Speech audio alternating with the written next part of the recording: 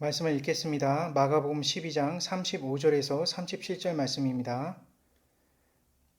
예수께서 성전에서 가르치실새 대답하여 이르시되 어찌하여 서기관들이 그리스도를 다윗의 자손이라 하느냐? 다윗이 성령에 감동이 되어 친히 말하되 주께서 내 주께 이르시되 내가 내 원수를 내 발 아래에 둘 때까지 내 우편에 앉아 있으라 하셨도다 하였느니라. 다윗이 그리스도를 주라 하였은즉 어찌 그의 자손이 되겠느냐 하시니 많은 사람들이 즐겁게 듣더라. 제가 잠시 기도하겠습니다. 우리 모두가 착하고 좋은 마음으로 주님의 말씀을 받게 허락하여 주옵시고 이 말씀이 우리의 주인 되신 예수 그리스도의 참된 말씀이 되게 허락하여 주옵소서. 예수 그리스도 이름으로 기도드립니다. 아멘.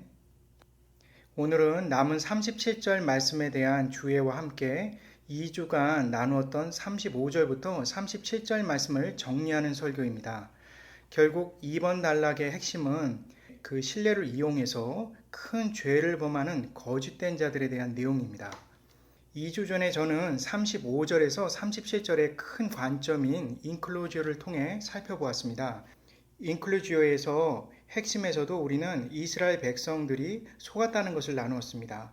그리고 그 속은 내용은 지난주에 나누었습니다. 바로 이스라엘의 마지막 소망인 메시아 오심에 대한 소망인데요.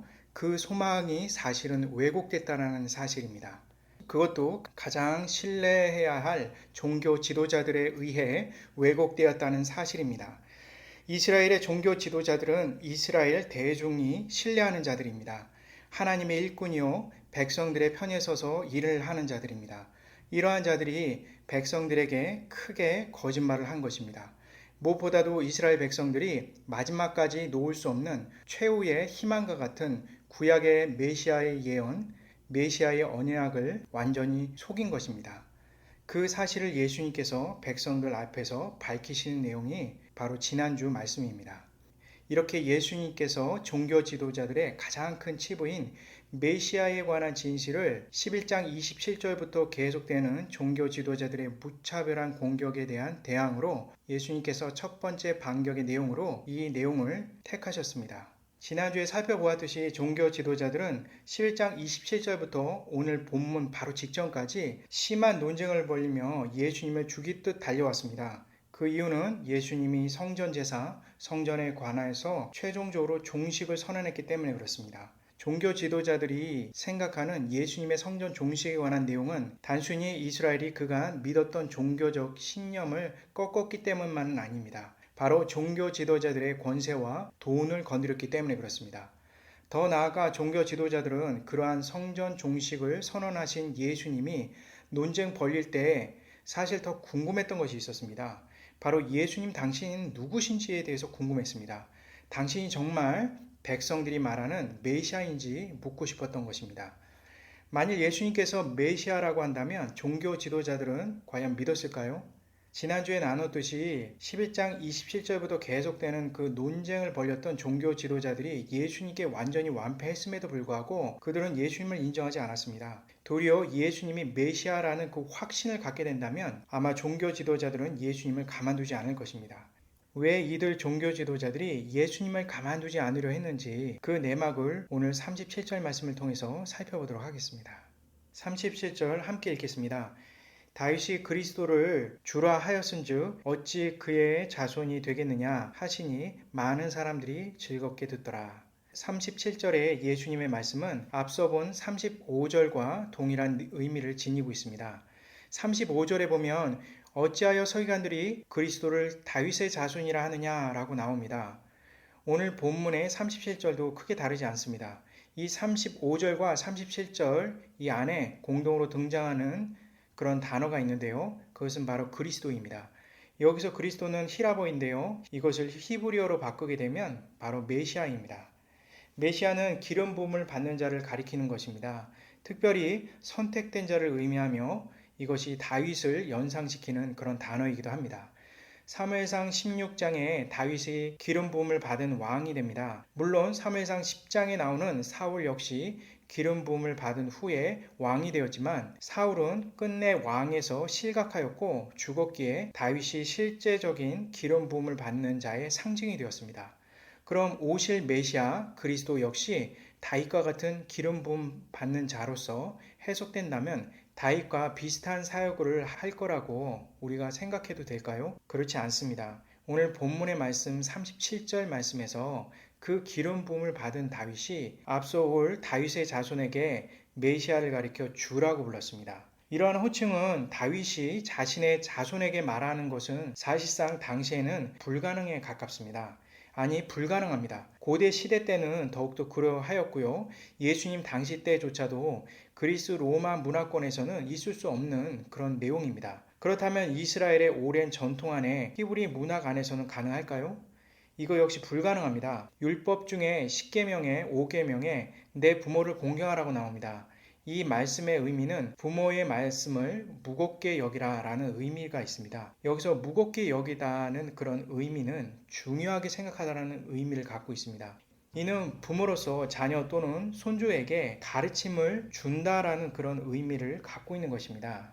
따라서 다윗 당시에도 예수님 시대 때도 다윗이 다윗의 자손에게 가르침을 받는다라는 것은 율법과도 대치가 됩니다.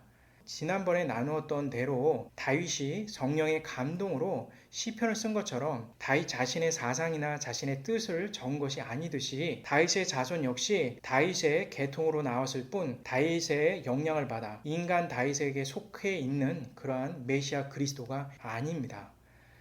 그러한 관점에서 지난 주일에 나누었듯이 예수님께서는 누가복음 12장 36절에서 시편 110편과 시편 8편을 이용하여 메시아의 진짜 정체는 바로 하나님이란 사실을 재해석해 주었습니다.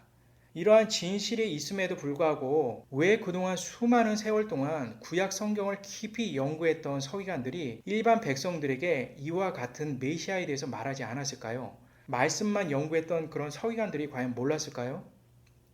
오늘 본문인 37절과 동일한 내용 구절인 지난주에 나누었던 35절의 독특한 부분을 발견할 수가 있습니다. 예수님께서는 이 두 구절을 통해서 그리스도께서 다윗의 자손이라는 것이 말이 되느냐라고 이렇게 의역해서 살펴볼 수가 있는데요. 예수님께서 종교 지도자들의 그런 대표인 서기관들에게 이렇게 물으신 까닭은 과연 무엇일까요? 마치 이 본문을 보게 되면 예수님께서는 다윗의 혈통으로 오신다는 것을 부정하는 듯한 그런 발언을 하시고 계십니다.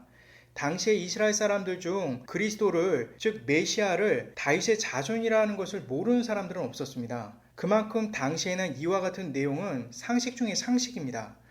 너무나 상식적인 내용이기 때문에 예수님께서 메시아가 정말 다윗의 자손인지 의심스러운 뉘앙스를 내비쳤을 때 아마 모두들 이상하게 생각했을 것입니다.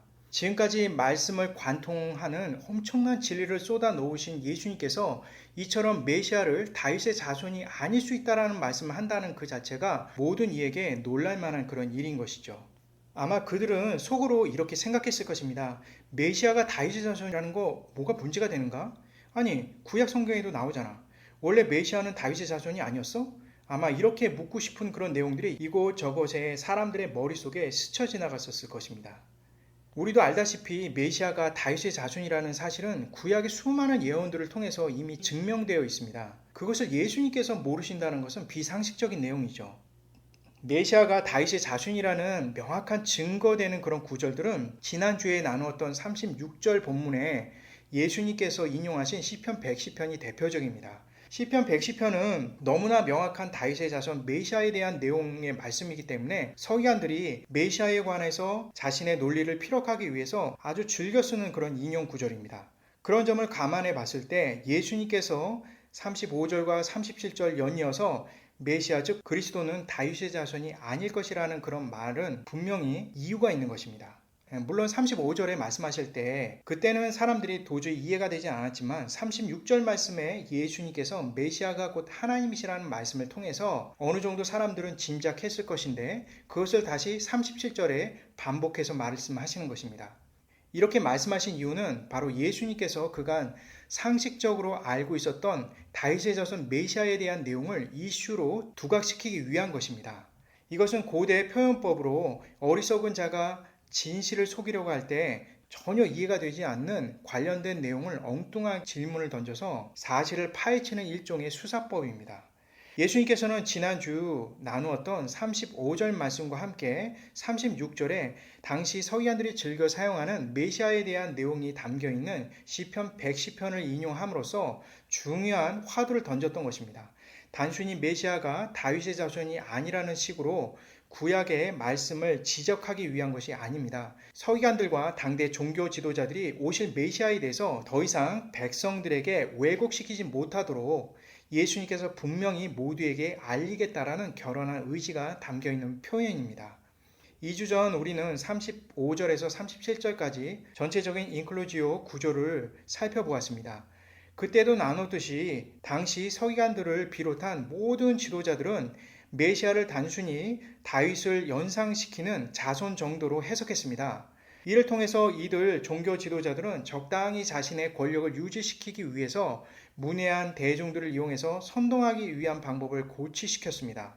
이 부분에 대해서 당시 예수님 시대 때 정치와 그 문화적 상황을 좀 더 면밀히 살펴볼 필요가 있습니다. 당시 이스라엘은 독립국도 아니고 식민지도 아니었습니다. 엄밀히 말하면 식민지 국가이지만 이스라엘 백성들, 특히 대중들은 그것을 인정하기가 어려웠습니다.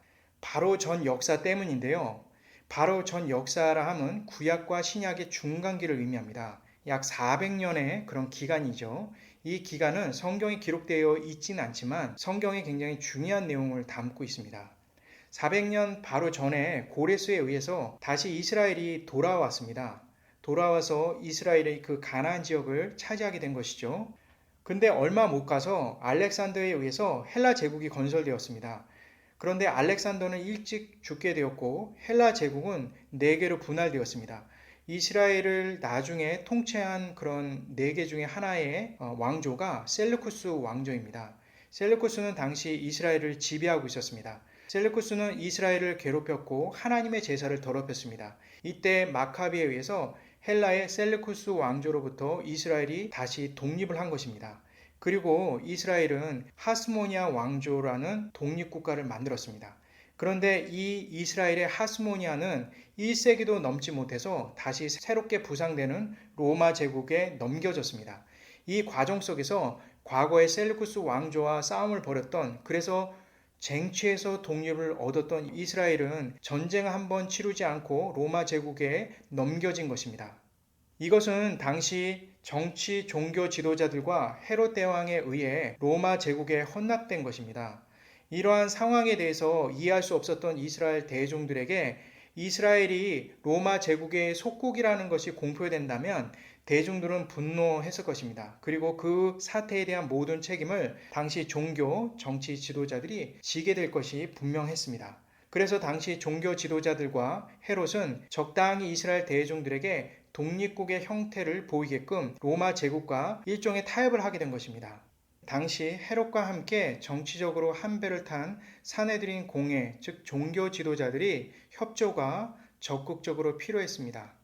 로마 제국에게 형태로나마 이스라엘이 독립국으로 인정받기 위해서는 사실은 로마 제국에게 다른 식민지 국가보다 더 큰 충성이 필요했습니다. 지금 말씀드린 이 헤롯은 헤롯 대왕을 가리킵니다. 예수님께서 이 땅에 태어나실 때 베들레헴의 영아 살인을 주도한 자입니다. 헤롯 대왕은 권력력이 무척이나 강한 자였습니다. 그래서 헤롯과 함께했던 종교 지도자들이 정치적인 야욕을 품고 있었던 것입니다. 종교 지도자들이 당시 활동했던 것은 사내들인 공회입니다. 당시 사내들인 공회는 오늘날 의회와 같습니다.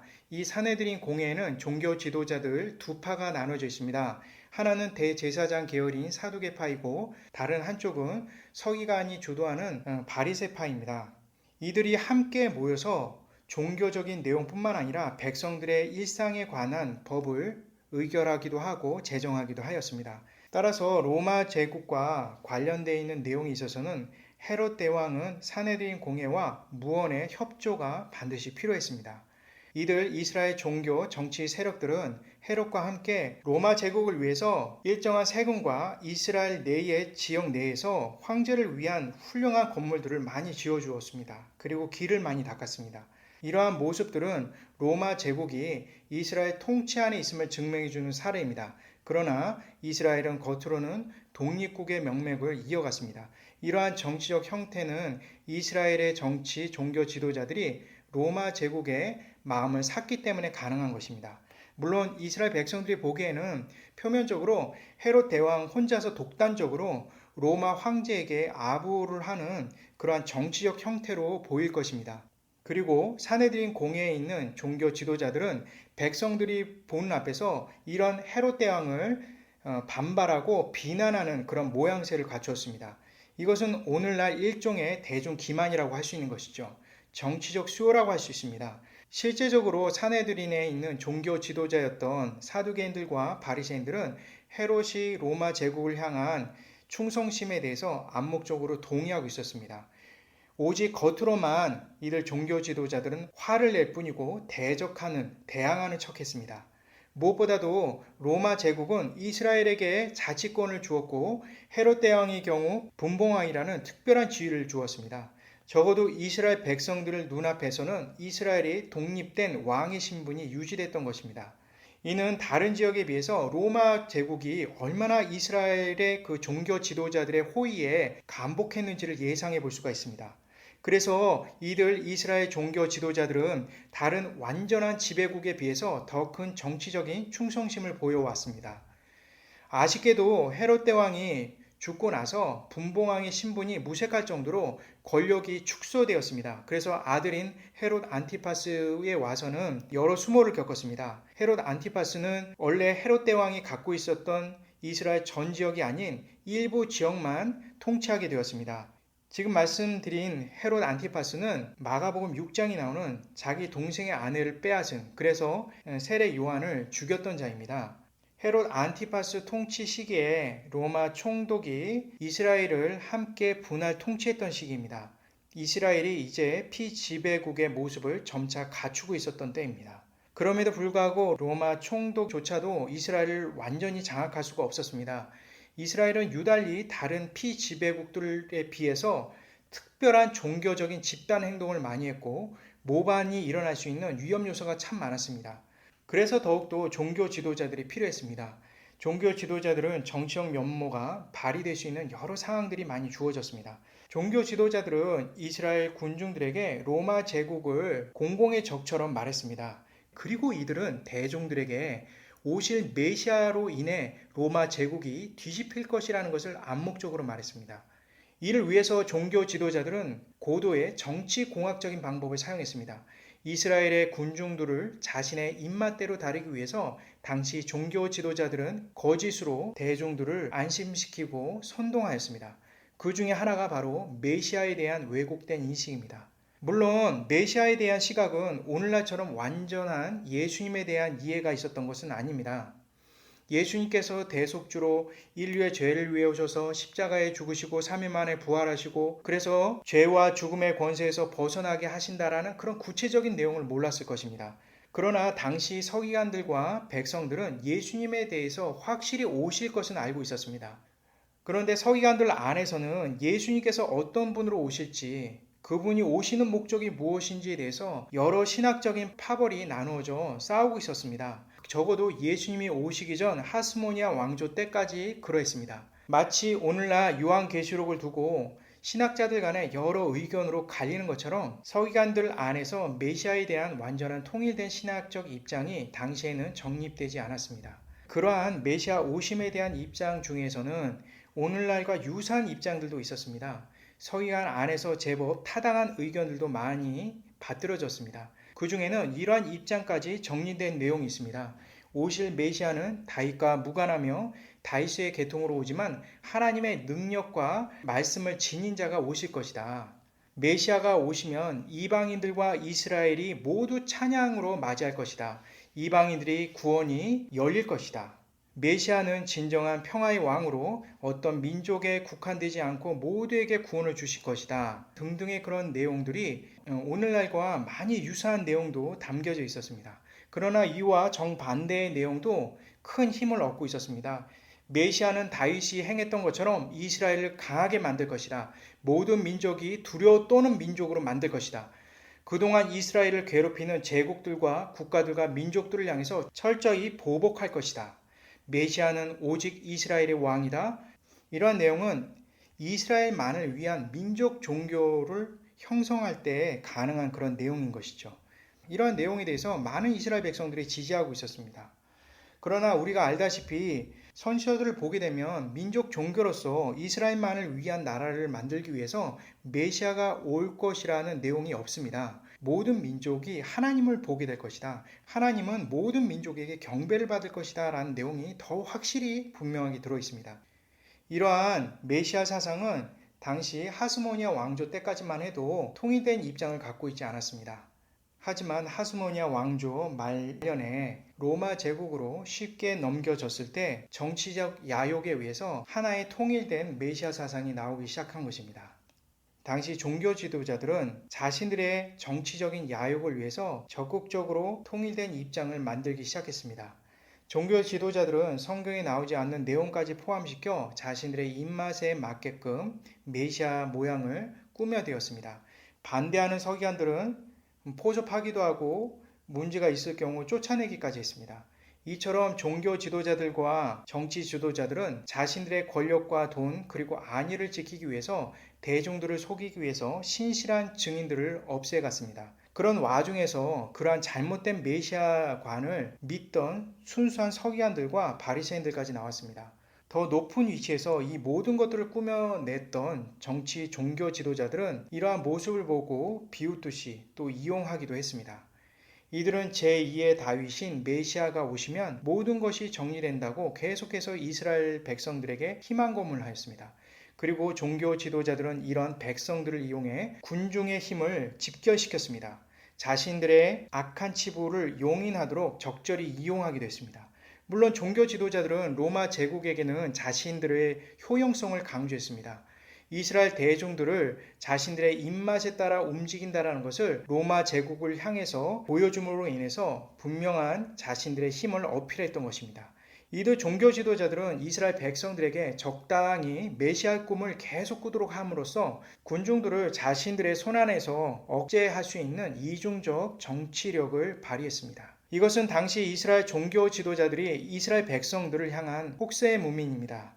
이처럼 당시 이스라엘 백성들의 소위 말하는 하나님을 섬긴다는 하나님의 백성을 섬긴다는 그런 작자들이 갖고 있었던 질 낮은 정치 수요라고 볼 수 있는 것입니다. 생각 없는 대중들은 그러한 종교 지도자들을 믿고 있었습니다. 그리고 종교 정치 지도자들의 그러한 악한 모습에 대해서 당시 대중들은 이해하고 넘어갔습니다. 이들의 악이 밝혀져도 진짜 공공의적인 로마 제국을 위해서 애써 종교 지도자들의 죄악을 묵인했습니다. 우리 편이면 거짓도 옳은 것이고 치부도 덮어줘야 된다는 그런 식인 것이죠.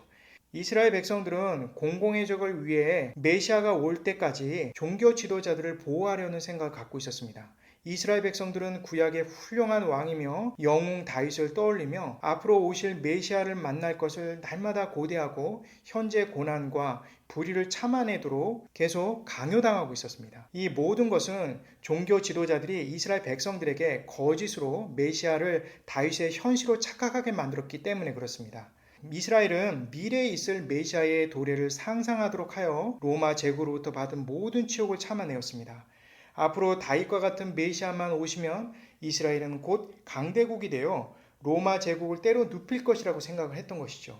이스라엘도 동일하게 제국처럼 전 세계를 호령하게 될 것이라고 상상했습니다. 이렇게 이스라엘 백성들, 대중들은 거짓된 환상에 젖어 철저히 이용당하다가 죽어갔습니다. 그리고 종교 지도자들은 헤롯과 로마 제국과 함께 야합을 하며 철저히 백성들을 희생양으로 전락시켰습니다. 그러나 이것은 결국 모두가 죽는 길이라는 것을 우리는 잘 알고 있습니다. 누가복음 6장 39절에 이런 말씀이 있습니다. 또 비유로 말씀하시되 맹인이 맹인을 인도할 수 있느냐? 둘이 다 구덩이에 빠지지 아니하겠느냐? 라는 말씀이 나옵니다. 결국 이스라엘 백성들이 죽게 됨으로 인해서 이스라엘이 망하게 되는 일이 점점 가까워지고 있는 것입니다.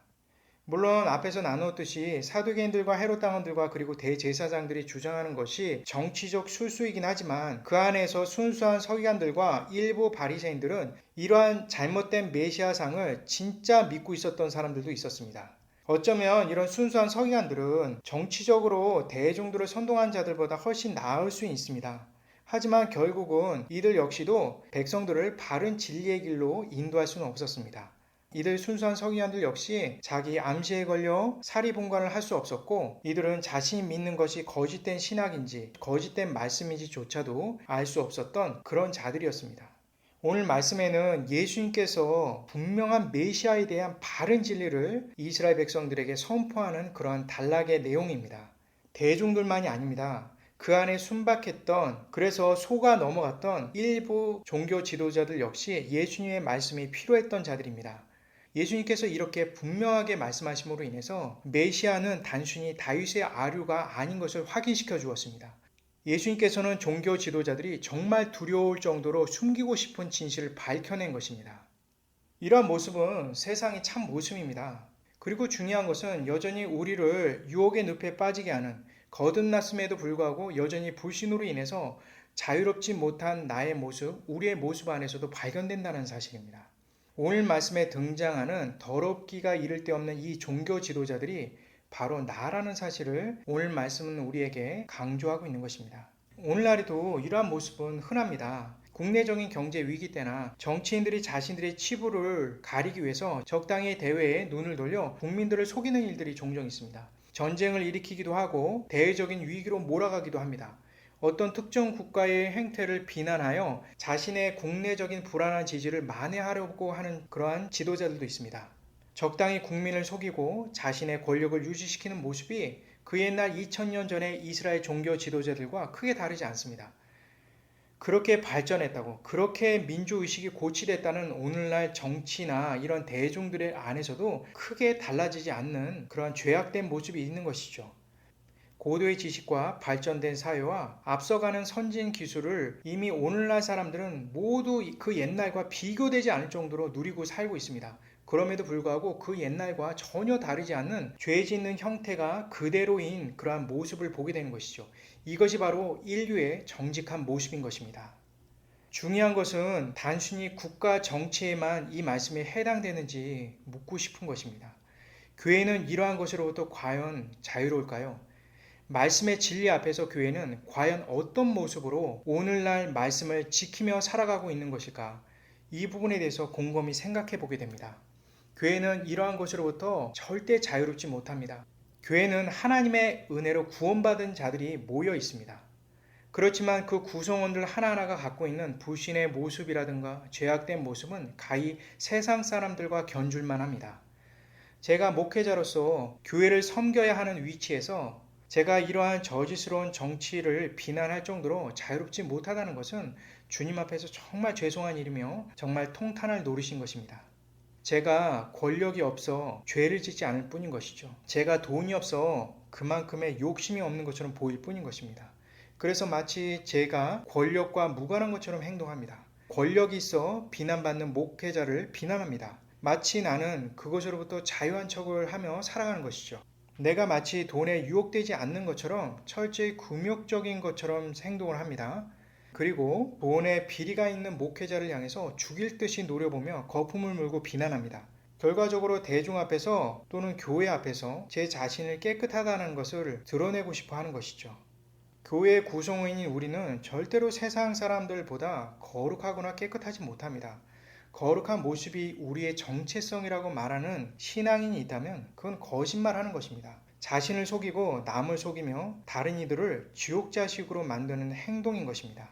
거룩은 우리의 모습도 우리의 정체성도 아닙니다. 우리는 하루에도 수없이 거짓말을 합니다. 하루에도 수없이 남을 전혀 배려하지 않습니다. 오직 나만을, 오직 나의 가족만을 생각할 뿐 교회 지체를 생각하거나 예수님을 생각하거나 서로를 위해서 사랑하는 것은 애당초 불가능합니다. 그것이 우리의 진실된 거짓없는 참 모습입니다. 우리는 오직 나를 죄악 가운데 대속하신 거룩하신 예수님만 믿고 의지할 뿐입니다. 주님의 거룩한 대속의 은혜를 믿고 살아갈 뿐인 것이죠. 내가 거룩한 것이 아닙니다. 거룩하신 주님께서 함께 하시기에 거룩 안에 들어갈 뿐인 것입니다. 그래서 예수님이 바로 우리의 정체성입니다. 예수님이 아니면 우리는 거룩해질 수가 없습니다. 성령의 내주하심에 대한 믿음으로 우리는 하루하루 한순간 한순간을 마치 살얼음을 걸어가듯이 살아갈 뿐인 것입니다. 사막의 오아시스처럼 간혹 교회를 잠시 동안 생각하고 섬기거나 교회 지체들을 생각하고 돕는 일이 생긴다면 그것은 주님께서 우리에게 주시는 전적인 은혜라는 것을 알고 감사해야만 합니다. 이렇게 신앙생활이 가혹하다면 어떻게 우리가 죄악된 세상에서 살 수 있을까요?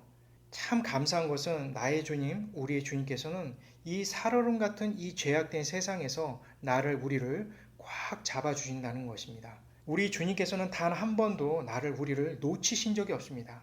그러한 믿음이 있기에 이러한 위급한, 이러한 위험한 상황에서도 우리는 평안히 살아갈 수 있는 것입니다. 말씀을 마치려고 합니다. 오늘 말씀의 핵심이 무엇일까요?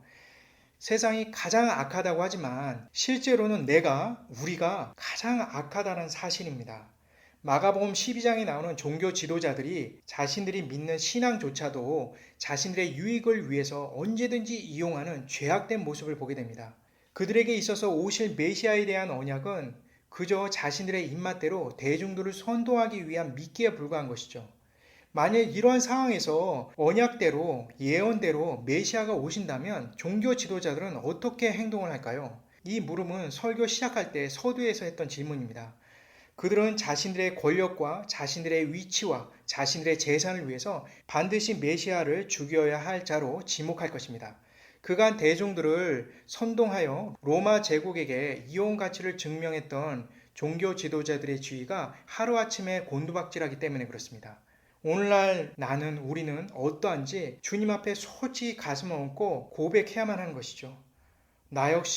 우리 역시 얼마든지 나의 유익을 위해서 나의 주님을, 우리 교회를 이용할 수가 있는 것입니다. 때로는 우리도 모르는 사이에 세상 사람들이 하는 정치적 권모술수를 교회 안에서 지체들에게 사용하는 것을 보게 됩니다. 어쩌면 우리는 이 불신자들의 세상보다 더 저질스러운 방법으로 교회를 선동하고 내 지체를 이용하는지도 모릅니다. 세상 사람들에게도 그리스도인이라는 거룩한 이름을 더럽혀서라도 우리는 나 자신의 유익을 얻고자 무엇이든 할 자인 것입니다.